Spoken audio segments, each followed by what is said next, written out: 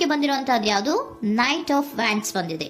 ಯಾವುದೋ ಕೆಲವೊಂದು ನಿರ್ಧಾರಗಳನ್ನ ಮಾಡ್ತಾ ಇರುವಂತಹದ್ದು, ಧೈರ್ಯದಿಂದ ಕೆಲವು ನಿರ್ಧಾರಗಳನ್ನ ನೀವು ಮಾಡ್ತಾ ಇರುವಂತಹದ್ದು ರೆಪ್ರೆಸೆಂಟ್ ಆಗ್ತಾ ಇದೆ. ಆಕ್ಷನ್ಸ್ ಅನ್ನ ತಗೋತಾ ಇರುವಂತಹದ್ದು ನಿಮ್ಗೆ ರೆಪ್ರೆಸೆಂಟ್ ಆಗ್ತಾ ಇದೆ ಬಾಟಮ್ ಆಫ್ ದ ಡಕ್ ಅಲ್ಲಿ.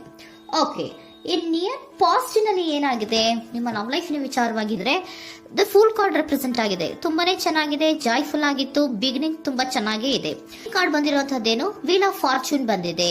ಸೊ ನಿಮ್ಮ ಲವ್ ಲೈಫಿನ ವಿಚಾರವಾಗಿ ನೀವು ಕೆಲವೊಂದು ಬದಲಾವಣೆಗಳನ್ನ ನೀವು ಮಾಡ್ಕೊಂಡಿರುವಂತಹದ್ದು ಇಲ್ಲಿ ರೆಪ್ರೆಸೆಂಟ್ ಆಗ್ತಾ ಇದೆ.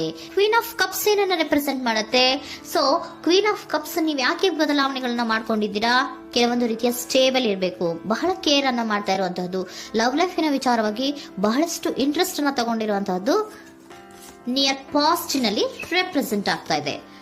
ಓಕೆ, ಎಟ್ ಪ್ರೆಸೆಂಟಿನಲ್ಲಿ ಯಾಕೋ ನಿಮ್ಮಲ್ಲಿ 2 ಆಪ್ಷನ್ಸ್ ಗಳು ಇರುವಂತಹದ್ದು ರೆಪ್ರೆಸೆಂಟ್ ಆಗ್ತಾ ಇದೆ. ಯಾಕೋ 2 ಆಲೋಚನೆಗಳನ್ನ ನೀವು ಮಾಡ್ತಾ ಇರುವಂತಹದ್ದು ಅಟ್ ಪ್ರೆಸೆಂಟಿನಲ್ಲಿ ರೆಪ್ರೆಸೆಂಟ್ ಆಗ್ತಾ ಇದೆ. 2 ಆಯ್ಕೆಗಳು ನಿಮ್ಮಲ್ಲಿ ಇರುವಂತಹದ್ದು, 2 ಆಲೋಚನೆಗಳನ್ನ ಮಾಡ್ತಾ ಇರುವಂತಹದ್ದು, ಏನೋ ಒಂದು ರೀತಿಯ ಕನ್ಫ್ಯೂಷನ್ಸ್ ಅಲ್ಲಿ ಇರುವಂತಹದ್ದು ನಿಮ್ಮ ಲವ್ ಲೈಫ್ ನ ವಿಚಾರವಾಗಿ ರೆಪ್ರೆಸೆಂಟ್ ಆಗ್ತಾ ಇದೆ. ಓಕೆನಾ? ಸೆಕೆಂಡ್ ಕಾರ್ಡ್ ಯಾವ್ದು ಬಂದಿದೆ? 10 ಆಫ್ ಕಪ್ಸ್ ಬಂದಿದೆ. ಸೊ 10 ಆಫ್ ಕಪ್ಸ್ ನಿಮ್ಗೆ ಫುಲ್ಫಿಲ್ಮೆಂಟ್ ಇರುತ್ತೆ, ಸಮಾಧಾನ ಇರುತ್ತೆ, ಖುಷಿಯಾಗಿರುತ್ತೆ ಅನ್ನೋದು ನೀವು ಆಲೋಚನೆಯನ್ನ ಮಾಡಿದ್ರಿ. 2 ಆಯ್ಕೆಗಳಲ್ಲಿ ಯಾವ್ದನ್ನ ಸೆಲೆಕ್ಟ್ ಮಾಡಬೇಕು? ಸೆಲೆಕ್ಟ್ ಅನ್ನ ಮಾಡ್ಕೊಂಡ್ರೆ ನನಗೆ ಖುಷಿಯಾಗಿರುತ್ತೆ, ಸಮಾಧಾನ ಆಗುತ್ತೆ ಅನ್ನೋಂತ ಯೋಚನೆಯನ್ನ ಒಂದು ಸಾರಿ ಮಾಡಿದ್ರೆ, ಇದರ ಮತ್ತೊಂದು ಸಾರಿ ನೀವೇನ್ ಅನ್ಕೋತೀರಾ? ಏನಾದ್ರು ನನಗೆ ಇದರಿಂದ ಮೋಸ ಆಗುತ್ತಾ, ಅಥವಾ ಇದರಿಂದ ನನಗೇನಾದ್ರು ತೊಂದರೆ ಆಗುತ್ತಾ, ನಾನು ರಕ್ಷಣೆ ಮಾಡ್ಕೋಬೇಕಾಗತ್ತಾ ಅನ್ನೋಂತಹ ಆಲೋಚನೆಯನ್ನು ಕೂಡ ನೀವು ಮಾಡುವಂತದ್ದು ರೆಪ್ರೆಸೆಂಟ್ ಆಗ್ತಾ ಇದೆ. ಯಾಕೋ ನಿಮ್ಮಲ್ಲಿ ಸಮಾಧಾನ ಇಲ್ಲ, ಕನ್ಫ್ಯೂಷನ್ಸ್ ಇದೆ, 2 ಆಯ್ಕೆಗಳು, ಯಾವ ನಿರ್ಧಾರವನ್ನ ಮಾಡಬೇಕು ಗೊತ್ತಾಗ್ತಿಲ್ಲ. ಸೊ ಅದಕ್ಕೆ ನೋಡಿ, ನೀವು ಬೇಜಾರಿನಿಂದ ಮೂವಿಂಗ್ ಆನ್, ಬದಲಾವಣೆ ಆಗ್ತಾ ಇರುವಂತಹದ್ದು ರೆಪ್ರೆಸೆಂಟ್ ಆಗ್ತಾ ಇದೆ. ಚೇಂಜಸ್ ಅನ್ನ ಮಾಡ್ಕೋತಾ ಇರುವಂತಹದ್ದು ಇಲ್ಲಿ ಪ್ರೆಸೆಂಟಿನಲ್ಲಿ ರೆಪ್ರೆಸೆಂಟ್ ಆಗ್ತಾ ಇದೆ.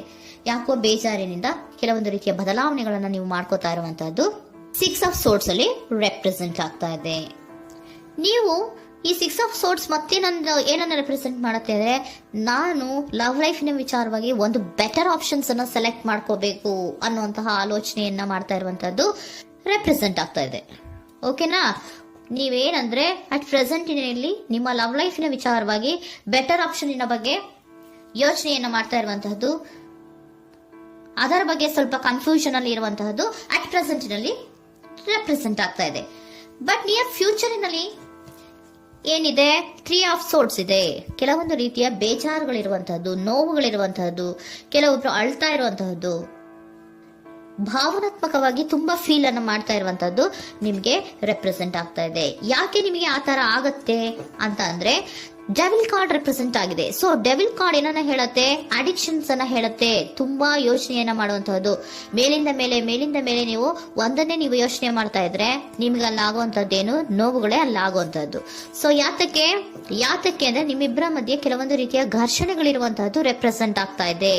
ಕೆಲವೊಂದು ರೀತಿಯ ಮನಸ್ಸು ಒಂದೇ ತರ ಆಲೋಚನೆಯನ್ನ ಮಾಡ್ತಾ ಇಲ್ಲ. ಒಂದ್ಸರಿ ಆ ತರ ಯೋಚನೆ ಮಾಡ್ತೀರಾ, ಒಂದ್ಸರಿ ಈ ತರ ಯೋಚನೆ ಮಾಡ್ತೀರಾ, ಕನ್ಫ್ಯೂಷನ್ ಅಲ್ಲಿ ಇರ್ತೀರಾ, ಏನ್ ಮಾಡ್ಬೇಕು ಗೊತ್ತಾಗಲ್ಲ.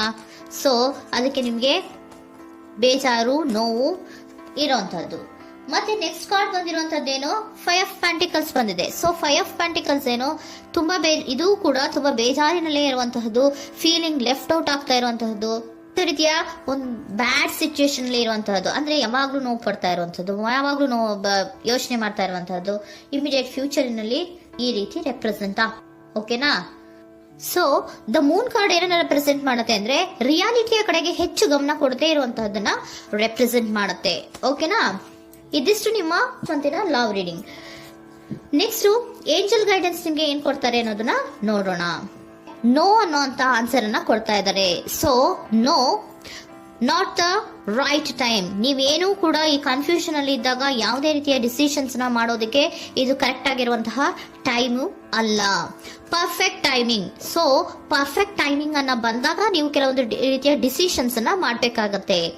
ಯಾವಾಗ ಅಂದ್ರೆ ನೀವು ಮನಸ್ಥಿತಿಯನ್ನ ನೀಟಾಗಿ ಇಟ್ಕೊಂಡಾಗ, ಕೆಲವೊಂದು ರೀತಿಯ ಕನ್ಫ್ಯೂಷನ್ಸ್ ಇಂದ ನೀವು ಆಚೆ ಬಂದಾಗ, ಯಾವಾಗ ನೀವು ಕ್ಲಿಯರ್ ಥಿಂಕಿಂಗ್ ಅನ್ನ ಮಾಡ್ತೀರಾ ಅದು ಪರ್ಫೆಕ್ಟ್ ಟೈಮಿಂಗ್. ಸೊ ಆಗ ನಿಮ್ಗೆ ಕೆಲವೊಂದು ರೀತಿಯ ಫರ್ಗಿವ್ನೆಸ್ ಅನ್ನೋದು ಇರುತ್ತೆ ಅನ್ನೋದನ್ನ ಏಂಜಲ್ ಗೈಡೆನ್ಸ್ ನಿಮ್ಗೆ ಹೇಳ್ತಾ ಇದ್ದಾರೆ. ಸೊ ಹಾಗಿದ್ರೆ ಸರೆಂಡರ್ ಕಾರ್ಡ್ಗಳು ನಿಮ್ಗೆ ಏನ್ ಹೇಳುತ್ತಾರೆ ಅನ್ನೋದನ್ನ ನೋಡೋಣ. Surrender to your soul path. Your life journey has been perfectly designed for your soul growth. Embrace every lesson and every moment. ನಮ್ಮ ಜೀವನದಲ್ಲಿ ಬರುವಂತಹ ಎಲ್ಲಾ ಕೆಲವೊಂದು ಮೂಮೆಂಟ್ ಗಳನ್ನ ನಾವು ಪರ್ಫೆಕ್ಟ್ ಆಗಿ ದೇವರು ಡಿಸೈನ್ ಮಾಡಿರ್ತಾರೆ. ಅದಂದ್ರೆ ನಮ್ಮ ಲೈಫಿನಲ್ಲಿ ಏನೇನ್ ಆಗ್ಬೇಕು ಅನ್ನೋದನ್ನ ಮುಂಚೆ ದೇವರು ಬರ್ದಿರ್ತಾರೆ. ಸೊ ಅದು ಹಾಗೆಯೇ ನಡೀತಾ ಇರುತ್ತೆ. ಓಕೆನಾ? ನಾವು ನಮ್ಮ ಲೈಫ್ ನಲ್ಲಿ ಬರುವಂತಹ ಪ್ರತಿಯೊಂದು ಲೆಸನ್ಸ್ ಅಥವಾ ಪಾಠಗಳೇನಿರುತ್ತೋ ಅಥವಾ ನಾವು ಏನನ್ನ ನಮ್ಮ ಜೀವನದಲ್ಲಿ ಬರ್ತಾ ಇರುತ್ತೋ ಅದು ಒಂದು ನಮಗೆ ನಮ್ಮ ಲೈಫಿನಲ್ಲಿ ಒಂದು ಲೆಸನ್ ತರ. ಸೊ ಅದನ್ನ ನಾವು ಎವ್ರಿ ಮೂಮೆಂಟ್ ಅನ್ನ ಕೂಡ ನಾವು